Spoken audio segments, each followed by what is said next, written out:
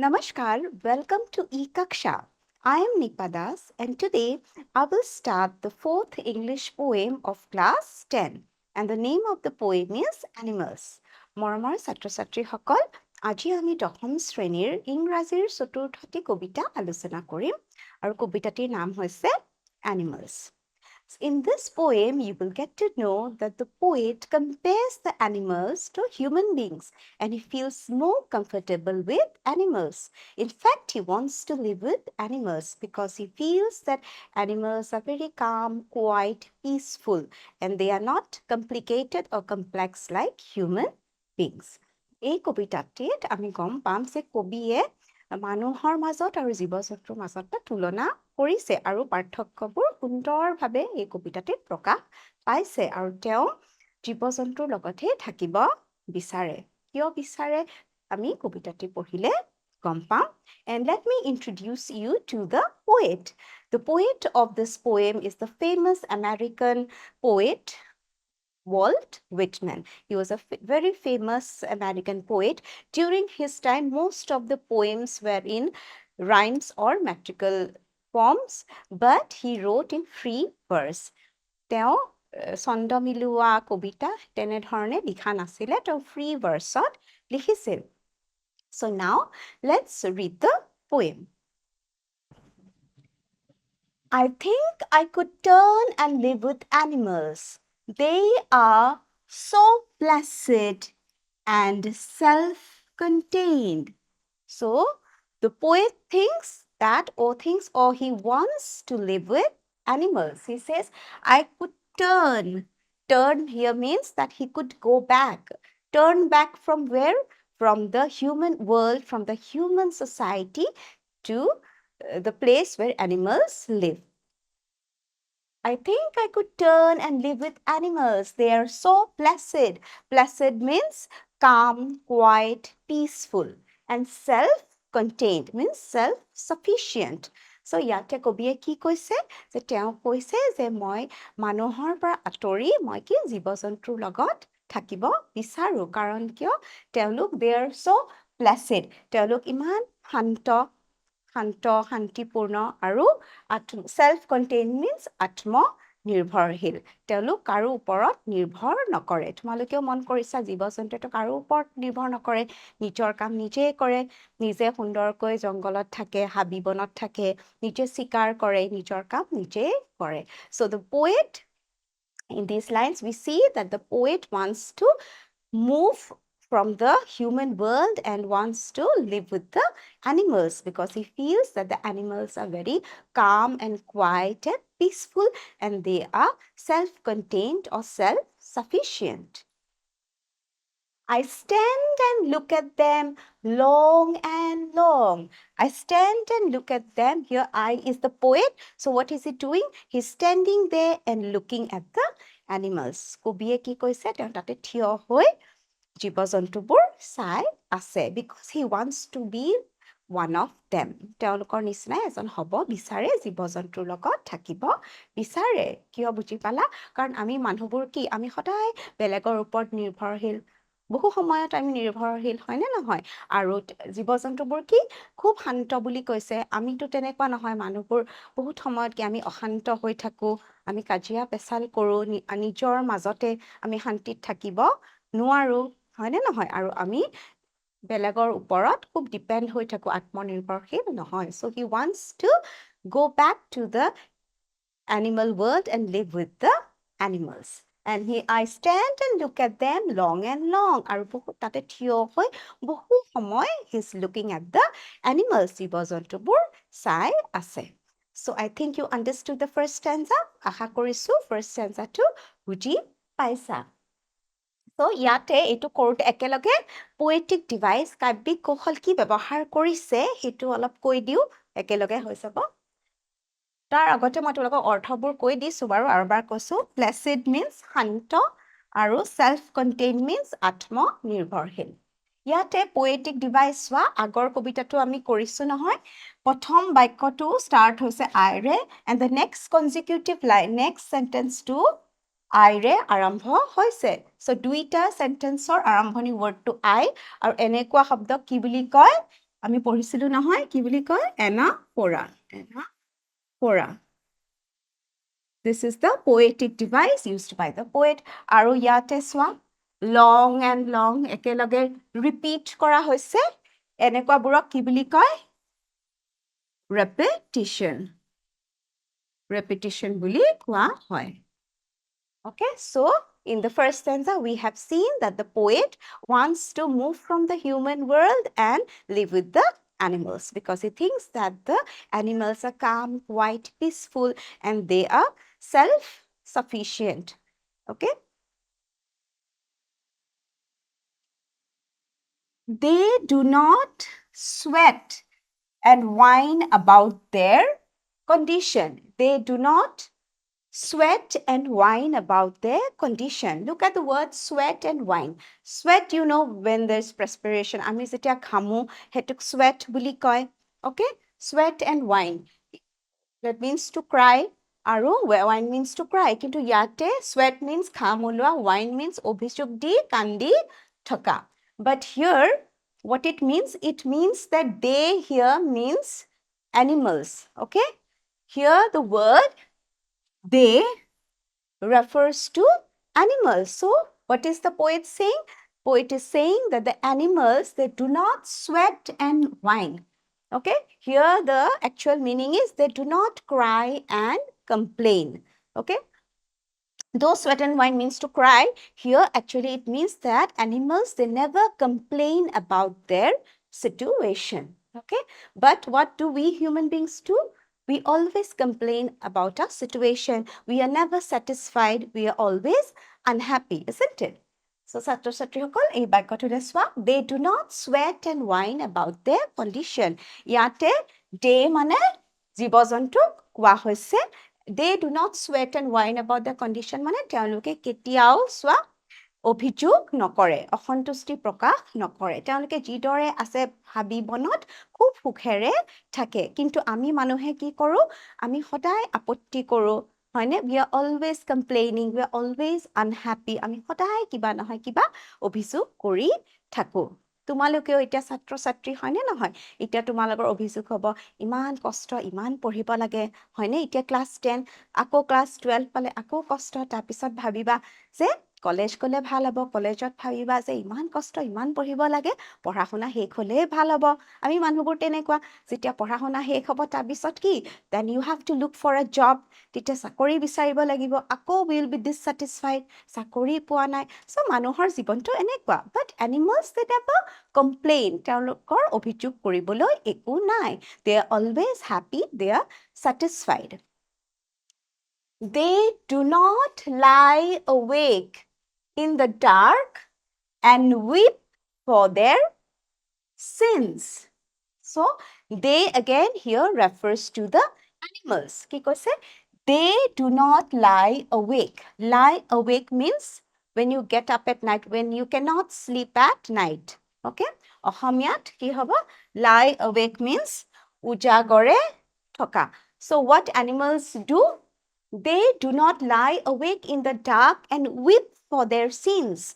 Weep means to cry for their sins. Sins means the mistakes that they have committed. So, because animals, they never commit any mistake, they never commit any sin, so they don't lie awake at night thinking about the crimes or they never cry. Kintu manuhor ki hoy? What do human beings do? We commit mistakes, hone? Ami bahut sins means pap, okay? So, ami sin commit koru. Sin means, look at the word, oporad, pap, okay? So, what we human beings, we commit sins, then we repent or we regret. Ami beya kam koru, bahut beya kam koru manuhe kore, hoy na nohoy? পাপ কৰে বেয়া কাম কৰে দুখ কৰে তাৰ পিছত কি হয় আমাৰ মনত কি ৰিগ্ৰেট ৰিপেন্ট অনুশোচনা হয় আমি ৰাতি শুব নোৱাৰো উজাগৰে থাকো কিন্তু জীৱ-জন্তু তেনেকুৱা হয়নে নো তেওঁলোকৰ তেনেকুৱা একোৱেই নহয় because they never commit any sins they do not make me sick discussing their duty to God so they do not make me sick discussing means আলোচনা কৰা So what is the poet saying? They here again refers to the animals. So they do not make me sick. Yate sick mane অসুখ বা বেমাৰ নহয় দেই ইয়াতে sickৰ অৰ্থ হৈছে বিৰক্তি কৰা they do not make me sick যে জীৱ-জন্তুৱে মোক বিৰক্তি নকৰে অনবৰতে ভগৱানৰ প্ৰতি মোৰ কি দায়িত্ব আছে আমাৰ কি দায়িত্ব আছে সেই কথাবোৰ কৈ কৈ মোক বিৰক্তি নকৰে হে বুলি কৈছে তাৰমানে কি মানুহৰ লগত তুলনা কৰিছে তুলনা কৰি কি পাৰ্থক্য দেখুৱাইছে আমি মানুহে অনবৰতে আমি আলোচনা কৰি থাকো হয়নে যে ধৰা আমি ধাৰ্মিক হ'ব লাগে আমি আমাৰ ভগৱানৰ প্ৰতি কি দায়িত্ব আছে ধৰা কোনোবাই ক'ব মই মন্দিৰলৈ গ'লো কোনোবাই ক'ব মই মছজিদ গীৰ্জা গুৰুদ্বাৰা এইবোৰ কথা আমি বহু সময়ত আলোচনা কৰি থাকো আমি আমাৰ ভগৱানৰ প্ৰতি থকা কৰ্তব্যৰ বিষয়ে আলোচনা কৰো কিন্তু এনিমেলছে তেনেকুৱা কৰে নে জীৱ-জন্তুৰ তেনেকুৱা কৰিবলগীয়া নাই because they do not have any duty to God. তেওঁলোকৰ ভগৱানৰ প্ৰতি কোনো কৰ্তব্য নাই। So তেওঁলোকে এইবোৰ কথা discuss নকৰে। So I think you understood the second stanza. আশা কৰিছো দ্বিতীয় stanzaটো বুজি পাইছা। ইয়াতে কবিয়ে কি কৈছে? He is in this stanza, he's comparing the animals to human beings and he's showing us the difference. Compare তুলনা কৰোতে আমি পাৰ্থক্যটো দেখা পাইছো। তোমালোকক এনেকে সুধিবও পাৰে এইখিনি বুজিলে you will be able to answer any questions তোমালোকক যদি সুধে আচ্ছা কোৱাচোন মানুহৰ আৰু জীৱ-জন্তুৰ মাজত কবিতাটোত দেখুৱা কি পাৰ্থক্য আছে মানে কবিতাটোত থকা তেতিয়া তোমালোকে ধুনীয়াকে ক'ব পাৰিবা নহয় animals they never complain about their situations প্ৰথম হাৰিটো চোৱা they do not sweat and whine about their conditions তেওঁলোকে কেতিয়াও নিজৰ situation পৰিস্থিতিৰ বিষয়ে মানুহক কৈ anytime কি অভিযোগ দি নাথাকে কিন্তু আমি মানুহবোৰে দি থাকো আমি কেতিয়াও সন্তুষ্ট নহওঁ we are never satisfied people always dissatisfied আমি সদায় dissatisfied হয় নে নহয় so you can say that the first difference হেতু ক'ব পাৰা animals never complain or cry or complain about their situation secondly কি ক'ব পাৰা animals never lie awake at night discussing or weeping for their sins or crying weep মানে কান্দা to cry so animals কি মানুহৰ নিচিনা ৰাতি উজাগৰে থাকিব নালাগে নিজৰ ভুলবোৰৰ কথা ভাবি ন So you can say animals do not lie awake at night thinking or crying for their sins whereas human beings they think about the mistakes that they have committed and they cannot sleep at night thinking about their sins আৰু তোমালোকে এইটো points লিখিব পাৰা if you are asked no that they never irritate other people they never irritate anyone discussing about their duty to God তেওঁ মানে সিহঁতে কাকো কি বিৰক্ত নকৰে ভগৱানৰ প্ৰতি থকা আমাৰ দায়িত্বৰ কথা আলোচনা কৰি কাকো বিৰক্তি নিদিয়ে so this is the second stanza I'm sure you have understood ইয়াতে poetic device কি ব্যৱহাৰ কৰিছে কাব্যিক কৌশল কি ব্যৱহাৰ কৰিছে এবাৰ এনে কৈ দিছো তোমালোকক চোৱা look at the word sweat and wine it is a metaphor because it is used as a symbol yate sweat and wine this is a metaphor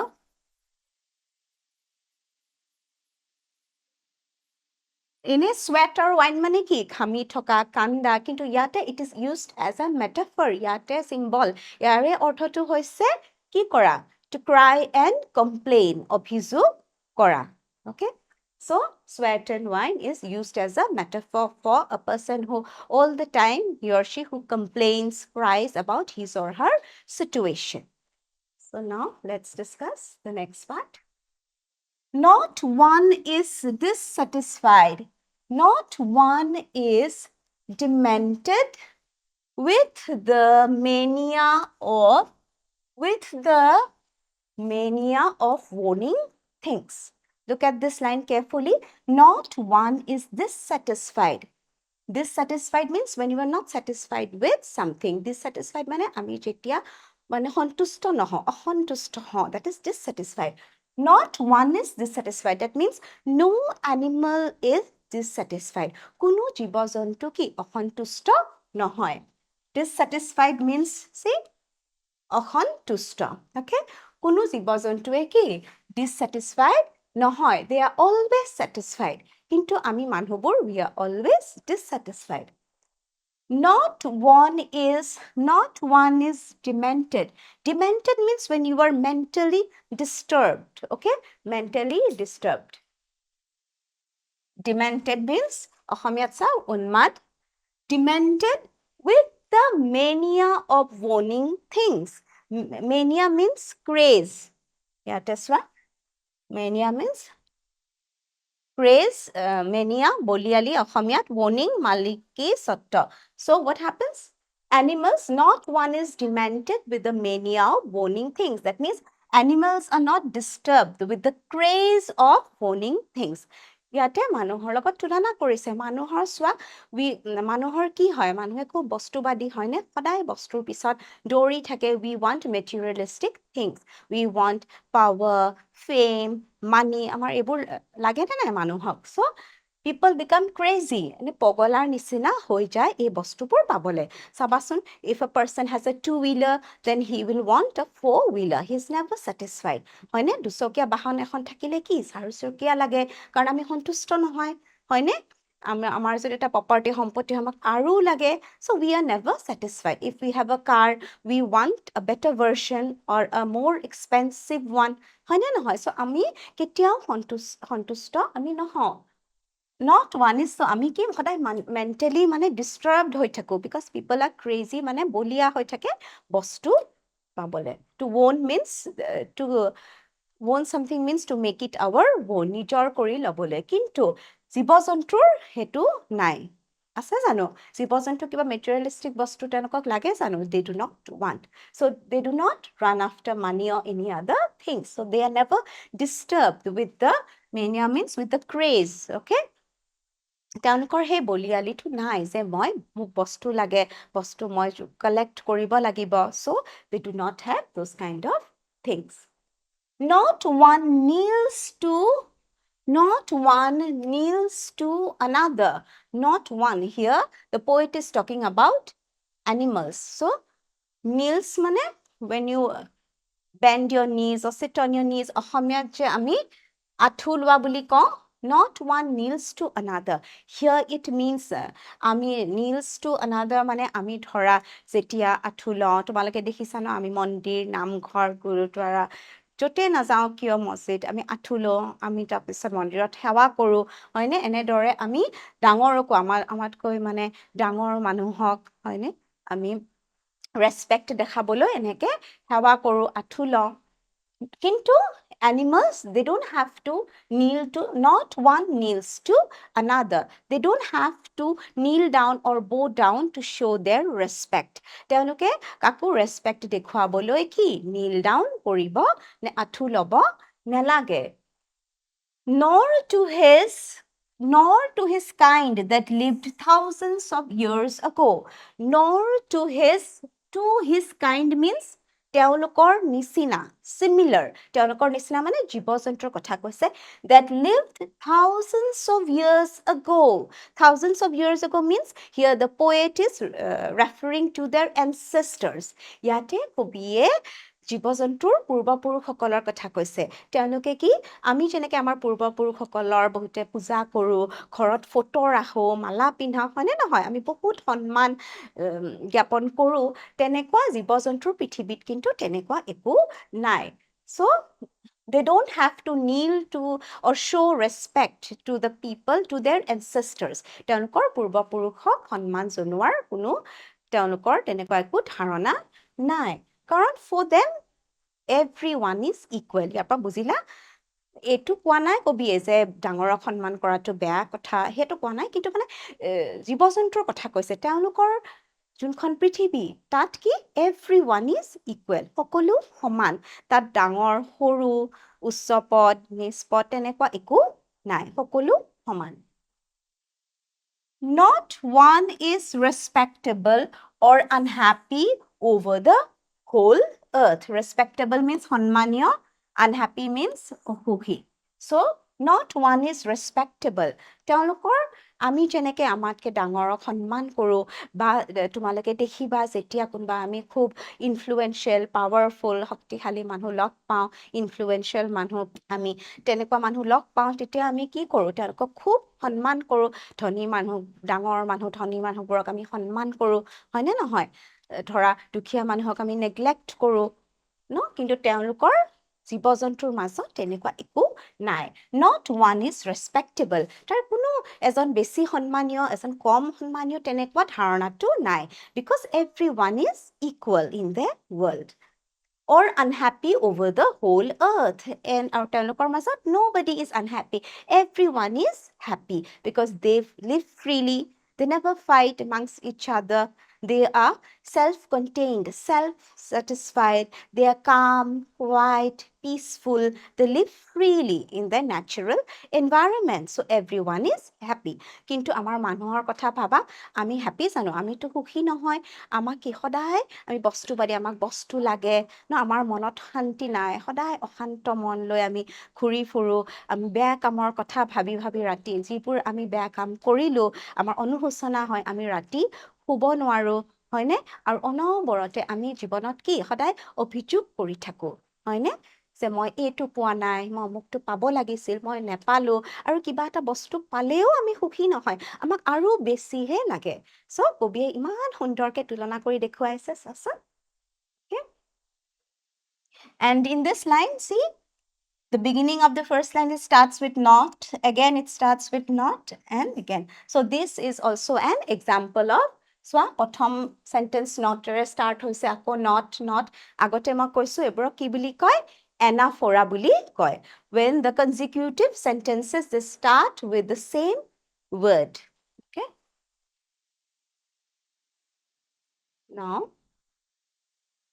so they show me their relations to me and I accept them so the poet here accepts their relations মানে ইয়াতে কি কোৱা হৈছে এনিমেলছৰ জীৱ জন্তুৰ বিষয়ে আমি যি পঢ়িলোঁ যে তেওঁলোকে কিদৰে মিলি জুলি ধুনীয়াকৈ থাকে কিমান they have got such good qualities they are calm peaceful self-sufficient self-reliant they do not depend on anyone in their society everyone in that animal world everyone is equal they don't have to kneel down or bow down or respect their influential people because in the animal world nobody is influential everyone is equal so এই গোটেই কথাখিনি কি কবিয়ে accept কৰিছে বুজি পাইছে they bring me tokens of myself relations মানে সম্পৰ্ক accept কৰা মানে আকোৱালি লোৱা they bring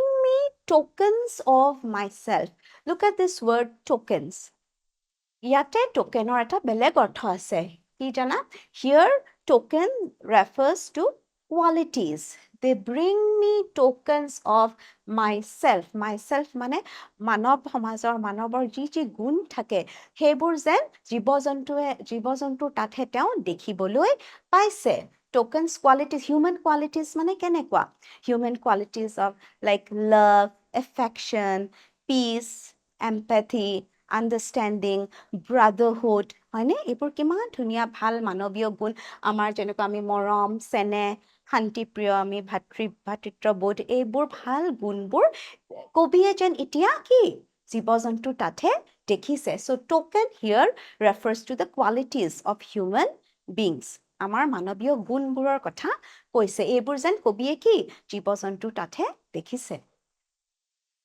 they evince means to show যে তেওঁলোকে মোক দেখুৱায় them plainly in their possession মালিকাধীন so the poet sees these human qualities in animals ইমান ভাল গুণবোৰ মানৱীয় গুণবোৰ কবিয়ে কি এতিয়া জীৱ জন্তু তাতে দেখিছে কাৰণ কিয় মানুহৰ এই গুণবোৰ লাহে কি হৈছে নাইকিয়া হৈ গৈছে হয়নে নহয় আমিবোৰ কিমান অস্থিৰ হৈ গৈছো অশান্ত হৈ গৈছো কিমান যুদ্ধ হৈ আছে আশে পাশে তোমালোকে দেখি আছা হয়নে মানুহবোৰ কেতিয়াও সন্তুষ্ট নহয় নিজৰ মাজতে কাজিয়া কৰে they are never satisfied they are never happy সুখী নহয় কিমান টেন্স ষ্ট্ৰেছত থাকে মানুহবোৰ হয়নে নহয় কিন্তু জীৱ-জন্তুৰ মাজত সেই মানৱীয় গুণবোৰ qualities like, as I told you, love, affection, peace, brotherhood, empathy, এইবোৰ যেনেকে মৰম, চেনেহ, ভাল পোৱা, হয়নে? সহানুভূতি, ভাতৃত্ববোধ, এই গুণবোৰ যেন জীৱ-জন্তুৰ তাতহে কবিয়ে দেখিছে আৰু তেওঁক যেন evincements show, তেওঁলোকে যেন এইবোৰ দেখুৱাইছে যে চোৱা এইবোৰ আমাৰ মাজতে আছে in their possession, যে আমি এইবোৰ গুণৰ অধিকাৰী হৈছো. I wonder. So the poet is thinking, I think, where they get these tokens. So the poet is thinking, যে এইবোৰ তেওঁলোকে ক'ত পালে? এই গুণবোৰ, এই qualitiesবোৰ ক'ত পালে? এইবোৰতো আমাৰ মানুহৰে গুণ আছিলে, বুলি কবিয়ে ভাবিছে. So the poet is thinking, where did they get these qualities from? These were all human qualities. So how did the animals get these qualities? So he's thinking. Look at the last line. Did I pass that way huge times ago and negligently drop them? So he's asking a question at the end. Did I, look at it, did I pass that way? Way means what? And negligently drop them? Negligently means অসাৱধান হওঁ যে আমি অসাৱধানতা সেইটোক negligently বুলি কয়. So what is the poet thinking? যে এইবোৰতো আগতে আমাৰে গুণ আছিলে. These were all human qualities that belonged to us, the poet is thinking. Qualities like love, compassion, affection, empathy, brotherhood, peace, satisfaction, এই ধৰণৰ qualitiesবোৰতো আমাৰ মানুহৰহে আছিলে. So এতিয়া জীৱ-জন্তুৰ মাজত এইবোৰ কেনেকে গ'ল? So did I pass that way a huge time ago and negligently drop them? যে বহুত বছৰ আগতে সেইফালেৰে গৈ মোৰ এই গুণবোৰ তেওঁলোকক মই কি মই মানে আমি মানুহৰ কথা কৈছে negligently drop them, যে আমি অসাৱধান হৈ লাহে লাহে লাহে কি কৰিলো আমি আমাৰ এই মানৱীয় গুণবোৰ আমি কি drop them মানে আমি এৰি দিলো, আমি পাহৰি গলো, হয়নে? আমি লাহে লাহে এই ভাল গুণবোৰ মানুহে কি পাহৰি গ'ল, যে সেই ৰাস্তাৰে মই গৈ আছিলো, গৈ কি জানিবা মই সেই গুণবোৰ কি এনিমেলছক দি দিলো আৰু মই সেই গুণবোৰ মই মানে গোটেই মানৱৰ কথা কৈছে, is talking about the human society, that এই গুণবোৰ চাগে কি মই এৰি আহিলো, তাতে পেলাই থৈ আহিলো আৰু এই গুণবোৰ এতিয়া জীৱ-জন্তুৰ মাজতহে দেখা পাওঁ. So children, we have come to the end of the poem, but here again there is we'll discuss a poetic device used here. Look at the word token.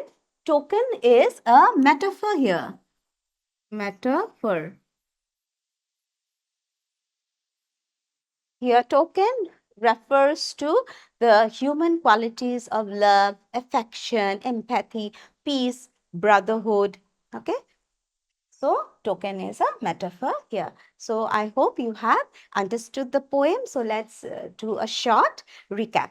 In this poem, the poet Waltman is talking about animals and he's comparing animals to human beings. And he thinks that it is better to live with animals. He feels more comfortable living with animals than human beings because he feels that animals are more calm, quiet, peaceful, and they are self-sufficient. They do not depend on anybody.